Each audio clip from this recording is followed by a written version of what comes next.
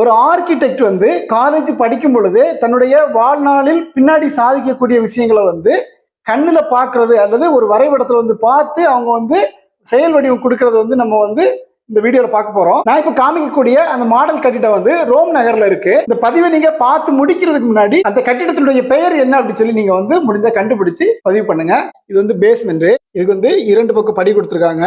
சென்டர்ல வந்து டோர் இருக்கு. அந்த டோர் வழியா உள்ள போகணும். உள்ள போயிட்டு இந்த பக்கம் இப்படி வரலாம். இங்க வந்ததுக்கு அப்புறம் கூட பாத்தீங்கன்னாக்கா மேல மாடிக்கு போறதுக்கு அடுத்து இன்னொரு என்ட்ரன்ஸ் கொடுத்துருக்காங்க.